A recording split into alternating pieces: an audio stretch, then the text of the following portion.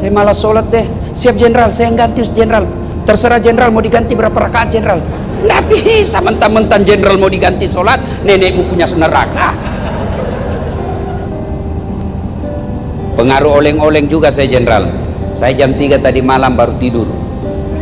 Karena habis melayat sahabat saya yang wafat, pemakaman langsung karena kena COVID. Jam 3 selesai pemakaman, pulang rumah. Belum jam 5 panitianya sudah menelpon terus. Saya bilang dasar ini tentara, masih 2 jam acaranya sudah dikejar kita. Luar biasa ini Pak ya. Ibu bapak saudara-saudara sekalian, 1400 tahun yang lalu, tahun ke-8 Rasulullah diangkat menjadi nabi dan rasul. Beliau berduka. Kenapa beliau berduka? Karena ada 2 orang yang dicintai dan mencintai Nabi wafat pada tahun yang sama. Makanya disebut tahun duka cita. Ada yang tahu tahun lahirnya Nabi kena tahun apa namanya Bu? Tahun apa? Tahun gajah. Kenapa disebut tahun gajah? Karena ada gajah, raja yang datar mau menghancurkan Ka'bah pakai kendaraan gajah, namanya Abraham, maka disebut tahun gajah. Dulu waktu saya kecil diceritakanlah Maulid itu dengan lagu ibu-ibu. Pada zaman dahulu kala, pada zaman jahiliyah, lahirlah seorang rasul yang terakhir dan mulia. Nah, itu cerita soal Maulid. Kemudian disebut tahun duka cita, Isra Mi'rajnya Nabi. Ada lagu-lagunya itu. 27 Rajab Nabi Muhammad diisrakan dari Masjidil Haram ke Masjidil Aqsa. Itu tentang tahun duka cita. Itu lagu-lagunya ibu dulu, bercerita tentang sejarah Nabi. Kalau lagunya ibu-ibu sekarang apa? Putar ke kiri nona, putarlah ke kanan, ke kanan, ke kiri, ke kanan. Apa gunanya itu? Belembel, apa beda gunanya itu? Itu ibu-ibu dulu bagus lagunya. Marah-marah suaminya, dia menyanyi lagi. Insaflah wahai manusia, bila diriku bernoda. Itu ibu-ibu dulu. Sekarang kalau lalai panggil aku si Jablay. Itu ibu-ibu dulu memang bagus Bu. Padahal istrinya bukan perwira suaminya. Oh bagus lagu-lagunya ibu-ibu dulu. Itu ya. Nah, kenapa disebut tahun duka cita? Karena 2 orang yang mencintai Nabi dan dicintai Nabi wafat pada tahun yang sama. Mencintai dan dicintai. Ada orang mencintai belum tentu cintanya dibalas. Saya cinta sama artis Korea yang sangat cantik. Saya mau sekali sama dia. Dia juga mau sama saya. Saya mau jadi suaminya, dia mau muntah lihat saya. Kalau ini Nabi mencintai dan dicintai. Meninggal pada waktu yang sama. Siapa? Beliau adalah paman Rasulullah dan istri beliau Khadijah. Begitu Nabi bersedih pada tahun itu, maka disebut tahun duka cita. Jadi ibu-ibu, kalau Allah takdirkan lebih dulu meninggal, ya mau kemana pasti meninggal ibu. Orang kaya, orang miskin, raja-raja, rakyat biasa, polwan, nggak pasti mati. Iya toh. Kalau Allah takdirkan ibu lebih dulu meninggal, lalu suaminya berduka terus berhari-hari sampai berbulan-bulan. Ya Allah, mengapa engkau terlalu cepat mengambil istri saya? Ya Allah, separuh napasku sudah hilang. Istriku adalah bidadari duniaku. Aku tidak bisa melanjutkan hidup tanpa ada di sampingku. Memang dia tidak cantik, tapi akhlaknya luar biasa, membuat aku tak bisa melupakannya. Calon penghuni sorga. Kalau sebaliknya, begitu istrinya meninggal, dia masuk kamar berteriak, "Merdeka!" Itu calon penghuni neraka. Ada juga kita begitu, Bu, setengah matinya kita dijajahnya, padahal kita tentara, tapi dia lebih letnan lagi dari kita. Waduh, lebih jenderal lagi dari kita. Nyarinya 24 jam, periksa handphone. Suaminya dijadikan tahanan politik. Ya. Nah, Nabi berduka, maka Allah memanggilnya. Jibril, kau turun jemput kekasihku Muhammad. Saya mau hibur dia. Kemana? Pantai Tanjung Bira. Banyak ubur-ubur. Ancol? Bukan. Malino? Bukan. Kemana? Langsung ketemu dengan Allah. Bapak-bapak kalau diundang Panglima TNI, senang apa enggak? Pasti senang. Saya baru-baru di WhatsApp Menteri Agama. Di WhatsApp Menteri Agama, dengan hormat memohon kepada saudara Dasat Latif untuk membawakan hikmah Isra Mi'raj tingkat kenegaraan di Istana Presiden Republik Indonesia. Begitu saya terima itu WhatsAppnya, saya print. Saya suruh anggotaku, print kau ini. Saya bawa pulang kampung. Saya kasih lihat semua sepupuku di kampung. Sepupumu bos, Istana Presiden. Bukan kaleng-kaleng ini istana. Coba. Padahal presiden ada habis masa jabatannya. Presiden ada pensiunnya. Istana negara, istana yang angker. Semua orang mau masuk di situ, saling baku fitnah untuk masuk. Mana enak itu istana? Sudah berapa yang penghuninya sudah mati? Tapi saya bangga. Istana negara, simbol kenegaraan, rumah paling mewah. Bukan karena isinya, tapi status kenegaraannya. Bangga saya. Sampai selfie-selfie lagi. Pak Presiden. Coba. Senang kita. Gimana kalau Allah yang mengundang?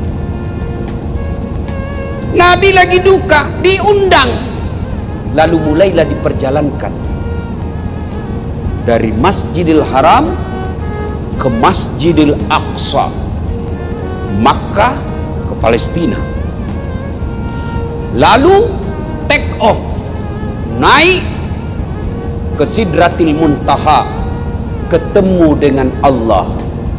Allah pertunjukkan akhlak mulianya. Biasanya saya bertamu ke rumahnya Pak Jenderal Beni, saya dulu yang ketuk pintu. Assalamualaikum Jenderal. Tapi ini Allah yang memberi salam lebih awal kepada Nabi dengan mengucapkan Assalamu alayka ayyuhan nabiyyu wa rahmatullahi wa barakatuh. Nabi menjawabnya, Assalamu alayna wa ala ibadillahi sholihin. Ashhadu alla ilaha illallah wa ashhadu anna Muhammadar Rasulullah. Terjadi dialog menunjukkan perlakuan istimewa Allah kepada Rasulullah Muhammad sallallahu alaihi wasallam. Lalu setelah melakukan perbincangan, Rasulullah mengajukan proposal, permintaan. Ya Allah, umatku ini kecil-kecil, umatku ini pendek-pendek umurnya, kasihlah hadiah istimewa buat umat saya. Lalu Allah menyambut proposal itu. Muhammad, aku terima permohonanmu, aku berikan kau hadiah, yaitu sholat 50 kali sehari semalam, yang belum pernah aku berikan sebelummu. Nabi bersenang hati. Turun ke langit ketujuh, tidak ada masalah. Ya Muhammad, ada oleh-oleh apa dari Allah untuk umatmu? Alhamdulillah Musa, saya diberi hadiah oleh Allah solat 50 kali sehari semalam. Kata Nabi Musa, berapa bos? 50 bos, bukan kaleng-kaleng ini, 50. Kata Nabi Musa, tidak salah mas bro, jangan lagi kau cari dalam kitab bahasanya begitu. Ini bahasa dasar supaya enak didengar bos. Kan lagi tren itu begini bu toh. Apa maksudnya nih bu? Salam apa nih? Hah? Nah, salam ini bu, percayalah tidak laku ini kalau tidak ada ini. Mau dapat ini tidak ada ini, pret. Ya kan? Kata Nabi Musa, kau naik diskon. Tidak mungkin umatmu mampu melakukan itu yang 50. Saya saja umatku gede-gede, besar-besar, panjang umurnya, kuat-kuat, tidak mampu kalau 50. Kau minta kekurangan lah. Naik Allah kepada Allah, ya Allah terlalu banyak bedek, kasihan, tolong didiskon, kurangi ya Allah. Dengan maha pengasihnya Allah, oke Muhammad, aku kurangi menjadi 45. Turun lagi. Nabi Musa, berapa pi? 45. Boh, masih banyak. Kau naik lagi minta kekurangan, naik lagi. Masih banyak ya Allah. Oke, kukurangi lagi 5, tinggal 40. Masih banyak.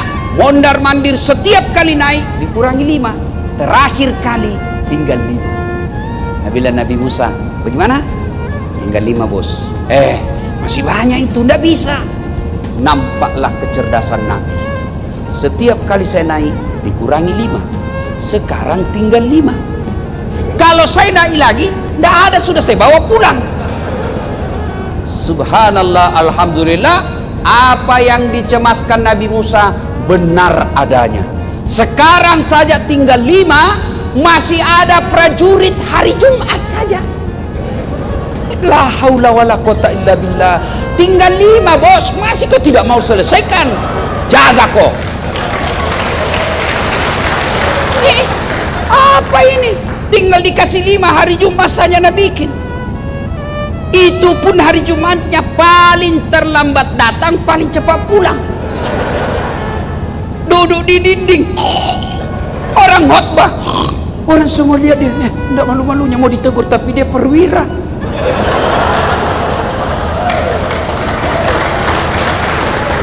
Mana ada yang berani tegur pak? Perwira ngorok. Begitu bangun, mesti apa ini? Nggak ada khotbahnya. Bukan mesti apa, kau yang tidur. Nah, akhirnya tinggal 5.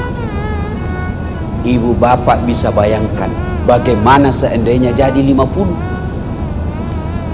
Kalau jadi 50, saya yakin Pak Jenderal Beni tidak akan bisa menjadi jenderal. Kenapa? Sholat aja dikerja pak. Baru bangun, hayya 'alas shalat, sholat. Begitu mau naik mobil, hayya 'alal falah, sholat lagi kita pak. Alhamdulillah tinggal 5. Maka bos, selesaikan itu yang tinggal 5. Alhamdulillah lagi, meskipun tinggal 5, nilai keutamaannya dengan pengasih penyayangnya Allah tidak mengurangi yang 50 itu. Poin pertama, nilai Isra Mi'raj. Ada masalahmu, Allah kasih kau hadiah menyelesaikannya, itu sholat. Nabi lagi berduka. Apa Allah perintah puasa? Tidak. Apa Allah kasih hadiah haji? Tidak. Apa Allah kasih perintah zakat? Tidak. Apa yang Allah kasih? Muhammad, kau sholat. Sholat kau. Kalau kau lagi berduka, ada masalahmu, kau sholat. Maka saudaraku, prajurit-prajurit angkatan laut, jika ada masalah dalam kepangkatanmu, jika ada masalah dalam keluargamu, jika ada masalah dengan kerjaanmu, jangan kau jauhi Allah, dekati Allah. Bukan dengan cara haji dan umroh, tapi salah satu yang paling efektif, dan bisa kita lakukan kapan dan di mana saja, yaitu sholat 5 waktu. Mana ada prajurit tidak ada masalahnya? Nih. Muka penuh masalah semua ini. Tolong angkat tangannya yang tidak ada kreditnya. Tolong angkat tanganmu yang tidak ada kreditmu. Muka-muka kreditur semua ini, Pak. Mana? Gaji kita terbatas, selera istri tak terbatas. Iya, mana ada tidak ada tentara masalahnya. Jangankan bapak-bapak prajurit, bapak pikir Ustadz Dasar tidak ada masalahnya? Masalah, Pak. Salah satu yang paling masalah buat saya sekarang, banyak janda-janda yang curhat. Benar Jenderal, banyak. Ustadz, saya ini penuh masalah dalam hidup Ustadz. Saya butuh bimbingan Ustadz. Baiklah, saya akan bimbing ibu melalui WhatsApp, silahkan. Tapi saya mencari imam, Pak Ustadz. Saya ingin imam dalam hidupku. Saya bilang, mohon maaf ibu, saya bukan imam, saya khotib.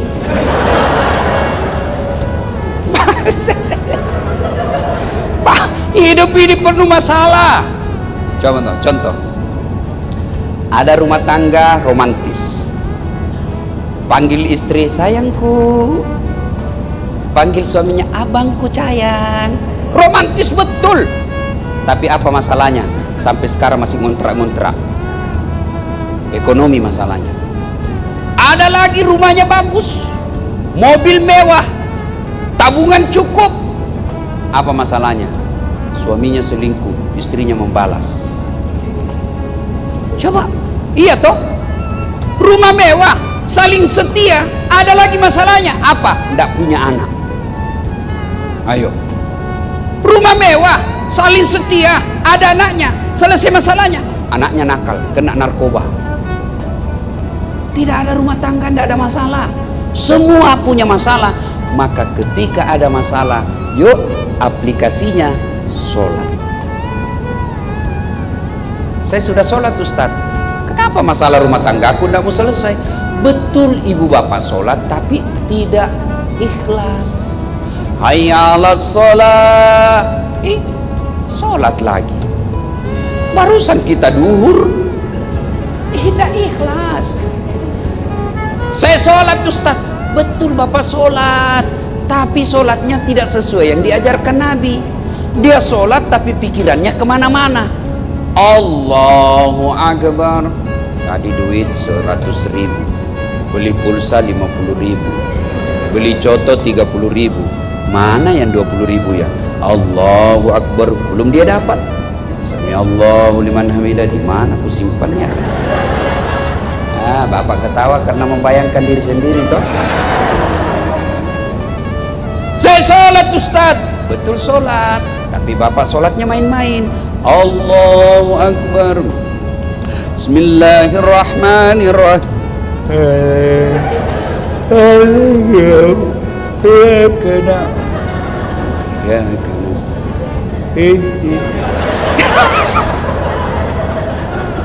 Sholat pakoti polo.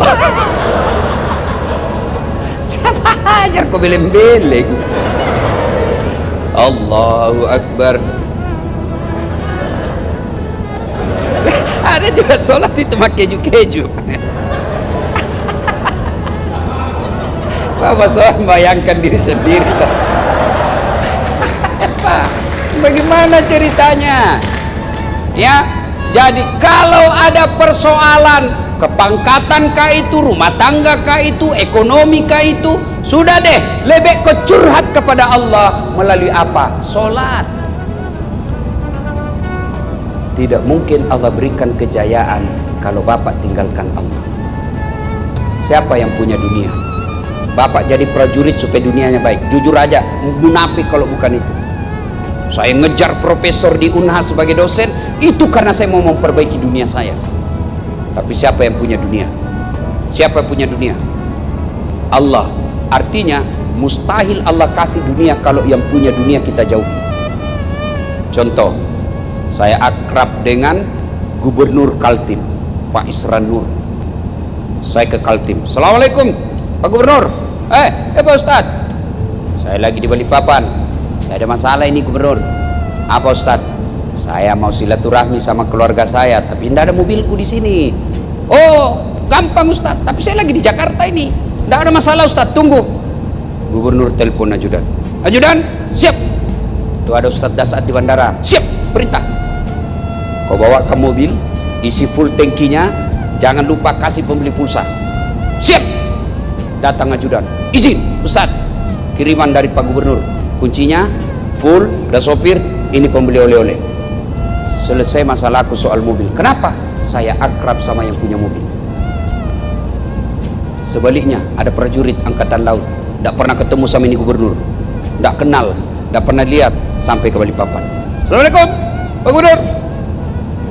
Saya dari angkatan laut dan Lantamal 6 Makassar. Saya lagi di Balikpapan, mau jalan-jalan. Izin, Pak Gubernur, pinjam mobilnya. Kira-kira siapa ditelepon gubernur? Ajudan. Bukan, siapa? Kapolres. Tangkap itu, ada angkatan laut gadungan. Coba. Tidak pernah ngadu kepada Allah, tidak pernah ketemu Allah. 5 waktu lepas, hanya ketemu hari Jumat. Paling terlambat datang, paling cepat pulang. Tiba-tiba ada masalahnya, datang kepada Allah. Ya Allah, saya sudah capek hidup ya Allah. Ya Allah, saya sudah capek hidup ya Allah. Malaikat, Allah panggil malaikat, karena dia sudah capek hidup, cabut nyawanya. Begitu. Contoh lagi, nih Pak Jenderal, bintang 1, mudah-mudahan segera bintang 2. Jangan istri 2 Pak, bintangnya yang 2, bukan istri. Tapi berani Pak Jenderal tadi. Barusan saya dapat prajurit Pak, berani bicara poligami depan istri. Biasanya itu kan sembunyi-sembunyi. Ini ada istri beliau, saya bilang dalam hati, hebat juga nih jenderal ini. Pak, beliau punya ajudan. Kira-kira kalau beliau panggil ajudan, ajudan, apa sikap ajudan? Siap jenderal. Biar dia lagi tidur makan pisang goreng, panggil. Itu langsung hilang itu Pak, langsung masuk, ditelan bulat-bulat. Siap perintah jenderal. Iya toh? Iya Pak Jenderal. Ada kira-kira ajudan dipanggil, ajudan, tunggu dulu jenderal. Bila kau tunggu di kakimu bos. Kau berani tunggu. Wah, ajudan, bapak anda lihat saya sibuk. Pret, mana bisa Pak. Ayo. Padahal beliau ada mutasinya. Beliau bisa tinggalkan tempat ini, pindah lagi ke tempat yang lebih tinggi. Begitu takutnya kita, tidak berani mengatakan tunggu, tidak berani mengatakan saya lagi sibuk. Lalu kenapa ketika Allah memanggil kalian para prajurit, hayya 'alas shalah, sini kok, saya kasih kok, sini, kok sholat dulu, baru Allah membalasnya lagi, hayya 'alal falah. Ibu bapak tahu itu hayya 'alal falah? Arti sederhananya, sini saya kasih kau kejayaan seperti yang kau mau. Saya mau jadi jenderal, Allah jawab, sini saya kasih kamu. Saya mau rumah tanggaku bahagia, Allah dengar, sini saya kasih kamu. Saya mau lunas utang-utangku, sini kata Allah, gampang saya lunasi utangmu, sini kamu. Hayya 'alal falah, itu artinya, sini saya lunasi utangmu, sini saya sembuhkan penyakitmu, sini saya naikkan pangkatmu. Itu hayya 'alal falah. Allah panggil, Allah dengar doa kita, tapi jawaban kita, tunggu, lagi ada tamu, tunggu, lagi ada pembeli, tunggu, lagi sibuk. Ya sudah kata Allah, ya sudah, kalau gitu kau tidak mau saya panggil, ya uruslah itu dirimu sendiri. Maka tantangan kita di Isra Mi'raj ini, ada masalah, yuk perbaiki sholat. Demi Allah, tidak ada orang sengsara hidupnya kalau dia baik sholatnya. Saya kasih contoh, ada prajurit angkatan laut, 1 hari 5 kali datangi istrinya Pak Jenderal. Pagi datang ajak ngomong ibu, tengah hari datang lagi bawa masakan ala kadarnya khas daerah. Bu, ini namanya jalangkote, ini masakan khusus dari saya bu, saya belajar sendiri. Sore lagi datang lagi, bu ini namanya onde-onde, ini kelapa bijinya jelaskan. Mau maghrib lagi, datang lagi. Bu, ini namanya palu butung. Gini. Mau isya sebelum pulang lagi, datang lagi, kasihan. Bu, ini namanya rokok-rokok onti. Kanre Jawa. Subuh datang. Bu, ini namanya bubur kacang hijau. Semua negara tak, semua budaya tahu ini, Bu. Jawa tahu bubur kacang hijau, Sunda juga tahu. Maka ini adalah simbol kenegaraan kita. Nih, bubur kacang hijau, Bu. Semoga Ibu bahagia menikmati semua yang saya hidangkan, Bu. 1 minggu aja tiap hari datang 5 kali. Langsung jenderal punya perhatian. Oh, baik, ini prajurit saya. Siapa namanya suaminya itu? Ini Pak, sebenarnya beliau ini mau kasihan ini. Oh ya, gampang. Sudahlah, orang baik ini. Coba, itu baru manusia. Gimana dengan Allah yang sudah mengatakan ud'uni astajib lakum, minta kau kepadaku, saya kasih kau. Apa Pak Jenderal pernah bilang begitu? Minta kau sama saya kasih kau. Pernah? Ayo, manusia mana pernah? Paling teman dekat aja, teman aja yang dibilang, kau minta bos, tapi jangan banyak-banyak ya. Allah makin diminta, makin senang, makin diminta. Kau minta sama saya, karena kalau kau mau minta itu berarti kau butuh sama saya, berarti kau mengakui dirimu hamba. Maka minta kepada Allah. Cuma cara mintanya melalui sholat. Inilah pentingnya. Nah, ibu bapak, saudara-saudara sekalian, tidak usah panjang cerita. Tidak ada gunanya kita Isra Mi'raj tiap tahun kalau bapak tidak sholat. Ini penting sholat. Demi Allah, orang yang baik sholatnya, kalau dia tidak bisa beli rumah sampai pensiun, insya Allah anaknya nanti yang angkat derajatnya. Kalau bapak tidak bisa jadi perwira, dari jadi tentara puluhan tahun hanya kasihan prajurit terus, tidak bisa pangkatnya menjadi perwira, nanti anaknya yang angkat derajatnya. Kalau bapak baik sholat. Tapi kalau sekarang jadi prajurit, tidak pernah sholat, ngerjanya nipu kiri kanan, nakut-nakutin orang, tidak pernah menghadap kepada Allah, sholatnya ala kadarnya, maka bukan cuma bapak yang hidupnya hina nanti, tapi anak-anak juga biasa ikut menderita. Maka rumah tangga yang baik, perbaiki sholat. Sholat kita disempurnakan, insya Allah. Apa sih susahnya sholat ini? Kami tentara, Ustaz, kadangkala piket, Ustaz, tiba waktu sholat. Bagaimana caranya, Ustaz? Bapak, jangankan piket, perang aja Pak boleh sholat. Namanya sholat khauf, sholat dalam keadaan perang. Gimana caranya, Ustaz, orang sholat dalam keadaan perang? Nah, misalnya bapak lagi 10 orang, 5 di depan, 5 di belakang, saf kedua. Gimana cara sholatnya? Saf pertama selesaikan 1 rakaat, saf kedua yang 5 orang pegang senjata. Yang saf pertama dia selesaikan 1 rakaat. Saf pertama selesai 1 rakaat, dia lagi yang siaga. Saf yang kedua selesaikan 1 rakaatnya. Selesai 1 rakaat saf kedua, saf pertama selesaikan rakaat keduanya, dia lagi yang di belakang saf kedua yang siaga. Begitu pentingnya sholat, tidak boleh ditinggalkan meskipun dalam keadaan perang kau sholat. Dan sholat ini adalah puncak penghambaan kita kepada Allah Subhanahu wa ta'ala. Sholat ini adalah puncak penghambaan kepada Allah. Maksudnya apa, Ustaz? Coba lihat. Puasa, boleh puasa sambil dengar lagu. Lagi lapar, daripada menghayal kiri kanan, putar lagunya Umi Rama. Mengapa mengapa minuman itu haram? Tadadada. Karena merusak kepikiran.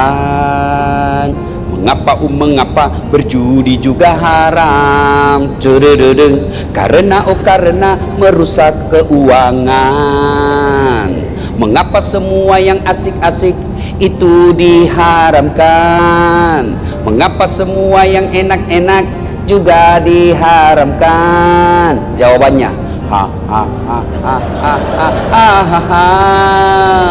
Itulah perangkap setan, umpannya ialah bermacam-macam kesenangan. Jangan lupa like and share. Itu Pak. Boleh Bapak lagi puasa dengar musik, boleh. Bapak lagi tawaf, boleh sambil dengar musik. Ya Nabi salam alaika, ya Rasul salam salam alaika. Boleh. Bapak lagi sa'i, boleh dengar lagu. Ilahi salimil ummah minal afati wan ni'mah wa min hamdi wa min ummah bi ahlil badri ya Allah. Semua salatullah mullah ala toha rasulillah, salatullah salamullah ala yasin habibillah. Boleh sambil haji salawat dengan musik seperti itu, boleh. Ibu bayar zakat, boleh sambil nyanyi. Ibu sambil haji sambil dagang, boleh. Puasa sambil dagang, boleh. Bayar zakat sambil dengar musik, boleh. Tapi ketika ibu sholat, tidak boleh ada kegiatan lagi. Inilah puncakmu kau menghambakan diri kepada Allah, sembah Tuhanmu. Maka sholat tidak boleh ada kegiatan lain. Mana boleh kita sholat Allahu Akbar, begadang jangan begadang. Mana bisa. Langsung dia bilang, sudah lama ini ustaz sakit. Itulah pentingnya. Maka sholat ini puncak penghambaan. Haji boleh diwakilkan, puasa boleh. Generasi kita ketika kita wafat ada udang, menurut sebagian pendapat ulama boleh digantikan oleh ahli warisnya. Tapi sholat tidak boleh. Saya malah sholat deh, siap jenderal, saya yang ganti jenderal. Terserah jenderal mau diganti berapa rakaat jenderal. Nggak bisa mentang-mentang jenderal mau diganti sholat, nenekmu punya neraka. Inilah pentingnya sholat. Maka saudaraku para prajurit angkatan laut, mari tunaikan sholat. Salatlah dengan sebaik-baiknya, karena ini adalah puncak penghambaan kita kepada Allah Subhanahu wa Ta'ala.